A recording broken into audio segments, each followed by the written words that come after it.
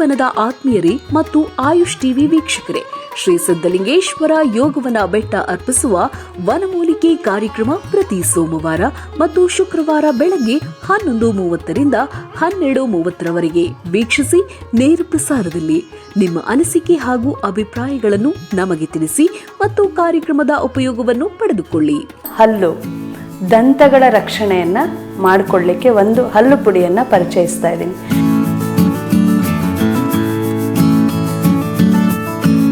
ಮಾರುಕಟ್ಟೆಯಲ್ಲಿ ಬಂದಿರತಕ್ಕಂಥ ಹಲವಾರು ರೀತಿಯ ಪೇಸ್ಟ್ಗಳನ್ನು ಬಳಸಿ ನಮ್ಮ ಹಲ್ಲುಗಳ ಆರೈಕೆಯನ್ನು ಹಾಳು ಮಾಡ್ತಾ ಇದ್ದೀವಿ. ಹಲ್ಲು ಪುಡಿಯನ್ನು ಮಾಡ್ಕೊಳ್ಳೋದು ಹೇಗೆ ಅನ್ನೋದನ್ನ ನಾವು ನೋಡೋಣ.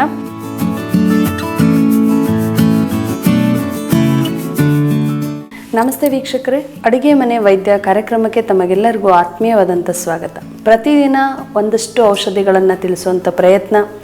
ನಿಮ್ಮ ಅಡುಗೆ ಮನೆಯಲ್ಲಿ ಏನೆಲ್ಲ ಇದೆ ಅದನ್ನು ಬಳಸ್ಕೊಂಡು ಹೇಗೆ ಆಹಾರವನ್ನು ಔಷಧಿಯನ್ನಾಗಿ ಮಾಡ್ಕೊಳ್ಳೋದಂತ. ಆದರೆ ಇವತ್ತಿನ ವಿಶೇಷ ಏನಂದರೆ, ಇದು ಆಹಾರ ಅಲ್ಲ, ಆದರೆ ಇದರಿಂದ ನಿಮ್ಮ ಆರೋಗ್ಯವನ್ನು ಸುಧಾರಣೆ ಮಾಡ್ಕೊಳ್ಬೋದು. ಯಾವುದರ ಆರೋಗ್ಯ ಅಂತ ಹೇಳಿದ್ರೆ, ನಿಮ್ಮ ಹಲ್ಲು ದಂತಗಳ ರಕ್ಷಣೆಯನ್ನು ಮಾಡಿಕೊಳ್ಳಿಕ್ಕೆ ಒಂದು ಹಲ್ಲು ಪುಡಿಯನ್ನು ಪರಿಚಯಿಸ್ತಾ ಇದ್ದೀನಿ. ಮನೆಯಲ್ಲೇ ಮಾಡ್ತಕ್ಕಂಥ ಹಲ್ಲು ಪುಡಿ. ನಾವು ಪುರಾತನ ಕಾಲದಲ್ಲಿ ಪೇಸ್ಟೇ ಗೊತ್ತಿರಲಿಲ್ಲ, ಯಾವ ಪೇಸ್ಟು ಇರಲಿಲ್ಲ, ಯಾವ ಹಲ್ಲು ಪುಡಿಗಳಿರಲಿಲ್ಲ. ಮನೆಯಲ್ಲೇ ಇಜ್ಜಿಲನ್ನು ಬಳಸಿ ಹಲ್ಲುಜ್ತಾ ಇದ್ರು, ಬೇವಿನ ಕಡ್ಡಿಗಳಿಂದ ಹಲ್ಲುಜ್ತಾ ಇದ್ರು, ಮತ್ತು ಸೀಬೆ ಗಿಡದ ಕಡ್ಡಿಗಳಿಂದ ಹಲ್ಲುಜ್ತಾ ಇದ್ರು. ಸಾಕಷ್ಟು ಒಂದು ಮನೆಯ ಅಂಶಗಳನ್ನೇ ಬಳಸಿ ಹಲ್ಲುಗಳನ್ನು ಕಾಪಾಡ್ತಾ ಇದ್ರು. ಉಪ್ಪಿಂದ ಉಜ್ತಾ ಇದ್ರು.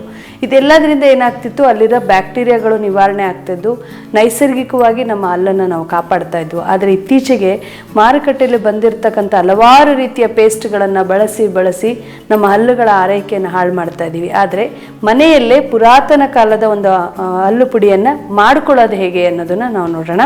ಈಗ ಆ ಒಂದು ಹಲ್ಲು ಪುಡಿಗೆ ಬೇಕಾಗಿರ್ತಕ್ಕಂಥ ಸಾಮಗ್ರಿಗಳು ಮುಖ್ಯವಾಗಿ ಅರಿಶಿಣದ ಕೊಂಬು ಮತ್ತು ತೆಂಗಿನ ಚಿಪ್ಪು. ನಿಮಗೆ ಆಶ್ಚರ್ಯ ಆಗುತ್ತೆ, ತೆಂಗಿನ ಚಿಪ್ಪಲ್ಲಿ ಏನು ಮಾಡ್ಬೋದು ಇವರು ಅಂತ. ಇದು ಕಾಯಿಯನ್ನು ಬಳಸಿ ವೇಸ್ಟ್ ಏನು ಮಾಡ್ತೀರಾ ಬಿಸಾಕು ಅಂತ ಕಾಯಿ ಚಿಪ್ಪನ್ನು ತೊಗೊಂಡಿರೋದು. ತೆಂಗಿನ ಚಿಪ್ಪು ಮತ್ತು ಅರಿಶಿಣದ ಕೊಂಬು, ಜೊತೆಗೆ ಇದು ಬೇವಿನ ಎಲೆಯ ತೊಗಟೆ.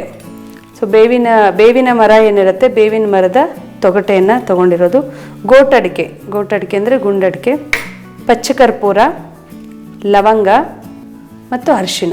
ಇದರೊಂದಿಗೆ ಕಾಳುಮೆಣಸಿನ ಪುಡಿಯನ್ನು ತೊಗೊಂಡಿದ್ದೀನಿ. ಇದು ಕಾಳುಮೆಣಸು.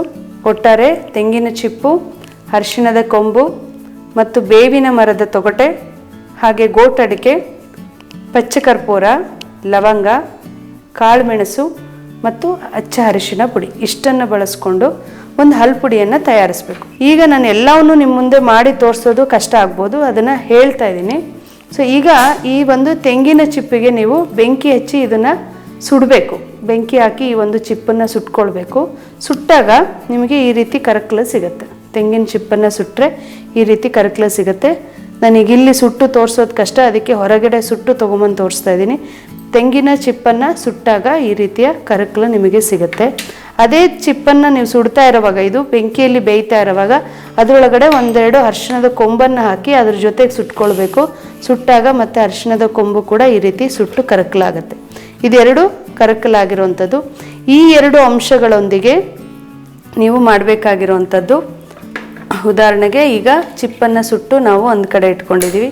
ಇದಕ್ಕೆ ಪಚ್ಚಕರ್ಪೂರವನ್ನು ಸ್ವಲ್ಪ, ಅದು ಹೆಚ್ಚಿಗೆ ಹಾಕೋದು ಬೇಡ, ಪಚ್ಚಕರ್ಪೂರವನ್ನು ಸ್ವಲ್ಪ ಆ್ಯಡ್ ಮಾಡೋದು. ಇದು ಚಿಪ್ಪು ಪೂರ್ತಿ ಬೇಕಾಗತ್ತೆ, ನಾನು ನಿಮಗೆ ಉದಾಹರಣೆಗೆ ತಿಳಿಸ್ತಾ ಇರೋದು. ಈ ರೀತಿ ತೊಗೊಂಡಾಗ ಅದಕ್ಕೆ ಪಚ್ಚಕರ್ಪೂರ, ಒಂದು 3ರಿಂದ 4 ಲವಂಗ ಮತ್ತು ಈ ತೊಗಟೆ ಒಂದೆರಡು, ಬೇವಿನ ತೊಗಟೆ ಇದು. ಈ ಅಡಿಕೆಯನ್ನು ಪುಡಿ ಮಾಡಿ ನೀವು ಅದರಲ್ಲಿ ಬೆರೆಸ್ಕೊಳ್ಬೇಕು. ಹಾಗೆ ಅರಿಶಿಣದ ಕೊಂಬನ್ನು ಸುಟ್ಟಿದ್ದೀವಿ, ಆದರೆ ತಾಜಾ ಅರಿಶಿಣ ಕೂಡ ನಮಗೆ ಬೇಕಾಗತ್ತೆ. ಜೊತೆಗೆ ಸ್ವಲ್ಪ ಕಾಳುಮೆಣಸಿನ ಪುಡಿ. ಹೀಗೆ ಇದಿಷ್ಟನ್ನು ಬೆಳೆಸ್ಕೊಂಡು ಇದನ್ನು ಪೌಡ್ರ್ ಮಾಡಬೇಕು. ಮಿಕ್ಸಿ ಜಾರಲ್ಲಿ ಹಾಕಿ ಇದನ್ನು ನುಣ್ಣಗೆ ಪುಡಿ ಮಾಡೋದು.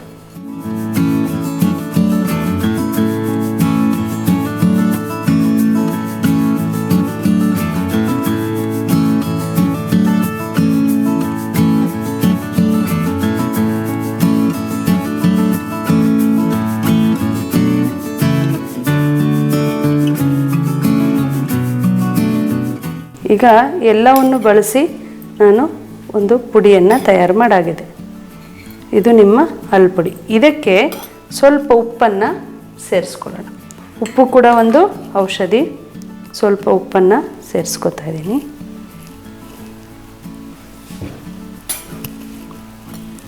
ಇಷ್ಟನ್ನು ಸೇರಿಸಿ ಬೆರೆಸಿಟ್ಕೊಂಡು, ಯಾರಿಗೆ ಹಲ್ಲಿನ ಸಮಸ್ಯೆಗಳಿರಲಿ ಅಥವಾ ಹಲ್ಲನ್ನು ರಕ್ಷಣೆ ಮಾಡಬೇಕು ಅನ್ನೋರು ಇದನ್ನು ನೀವು ಬಳಸಿದ್ದೇ ಆದರೆ ಹಲ್ಲು ನೋವುಗಳು ಗುಣ ಆಗುತ್ತೆ, ಒಸಡಿನ ಸೋಂಕುಗಳಿದ್ರೆ ನಿವಾರಣೆ ಆಗುತ್ತೆ, ಮತ್ತು ಬಾಯಿ ವಾಸನೆ ಇದ್ದರೆ ನಿವಾರಣೆ ಆಗುತ್ತೆ, ಉಳುಕಲ್ಲಿದ್ದರೆ ಗುಣವಾಗುತ್ತೆ.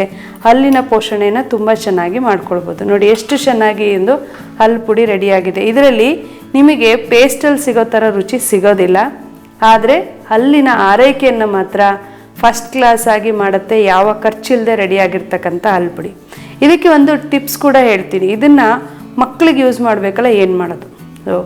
ಯಾವುದಾದ್ರೂ ಆಯುರ್ವೇದಿಕ್ ಪೇಸ್ಟನ್ನು ತಗೊಳ್ಳೋದು, ಅಂದರೆ ನಮ್ಮ ಗಿಡಮೂಲಿಕೆ ಮಾಡಿದ ಪೇಸ್ಟ್ಗಳನ್ನು, ಅದರಲ್ಲಿ ಇದನ್ನು ಮಿಕ್ಸ್ ಮಾಡಿ ಹಲ್ಲುಜ್ಜಿಸಿದ್ರೂ ಕೂಡ ತೊಂದರೆ ಇಲ್ಲ. ಅಥವಾ ಈ ಒಂದು ಹಲ್ಲು ಪುಡಿಯಿಂದನೇ ಹಲ್ಲನ್ನು ಉಜ್ಜಿಸಿ ತದನಂತರ ಸ್ವಲ್ಪ ತುಪ್ಪ, ಮನೆ ತುಪ್ಪವನ್ನು ಬಾಯಲ್ಲಿ ಹಾಕಿ ಮುಕ್ಕಳಿಸಿ ಆ ತುಪ್ಪವನ್ನು ಬಾಯಲ್ಲಿ ಮುಕ್ಕಳಿಸೋದ್ರಿಂದ ಈ ಫ್ಲೇವರ್ ಚೇಂಜ್ ಆಗುತ್ತೆ ಮತ್ತು ಹೊಸಡುಗಳಲ್ಲಿರ್ತಕ್ಕಂಥ ಕ್ರಿಮಿಕೀಟಗಳನ್ನು ಹೊರಗೆ ತೆಗಿಲಿಕ್ಕೆ ಹೆಲ್ಪ್ ಆಗುತ್ತೆ. ಇನ್ನು ದೊಡ್ಡವರು ಕೊಬ್ಬರಿ ಎಣ್ಣೆಯಿಂದ ಮುಕ್ಕಳಿಸ್ಬೋದು. ಕೊಬ್ಬರಿ ಎಣ್ಣೆಯಿಂದ ಪ್ರತಿನಿತ್ಯ ಬಾಯಿ ಮುಕ್ಕಳಿಸ್ತಾ ಇದ್ದರೆ ಹಲ್ಲಿನ ರಕ್ತಸ್ರಾವ ಮತ್ತು ಹೊಸಡುಗಳ ಊತ, ಹೊಸಡುಗಳಲ್ಲಿ ಇನ್ಫೆಕ್ಷನ್, ಹಲ್ಲಿನ ಸಂದಲ್ಲಿ ಸೇರಿರ್ತಕ್ಕಂಥ ಕ್ರಿಮಿಕೀಟಗಳು, ಬಾಯಿ ವಾಸನೆ, ಬಾಯಿ ಹುಣ್ಣು, ಗಂಟಲಿನ ಇನ್ಫೆಕ್ಷನ್ ಇವೆಲ್ಲವನ್ನು ಗುಣ ಮಾಡ್ಕೊಳ್ಬೋದು. ಸೊ ಅದೇ ರೀತಿ ಈ ಹಲ್ಲು ಪುಡಿ ಕೂಡ ಪ್ರತಿನಿತ್ಯ ಬೆಳಗ್ಗೆ ರಾತ್ರಿ 2 ಟೈಮು ನೀವು ಹಲ್ಲುಜ್ಜೋದ್ರಿಂದ ಹಲ್ಲಿನ ಆರೈಕೆ ಚೆನ್ನಾಗಿರುತ್ತೆ. ಹಲ್ಲು ನೋವು ಭಾಳ ಇದ್ದವರು ಇದನ್ನು ಬಳಸಿ ನೋಡಿ, ಹಲ್ಲು ನೋವನ್ನು ಮನೆಯಲ್ಲೇ ಗುಣ ಮಾಡ್ಕೊಳ್ತೀರ.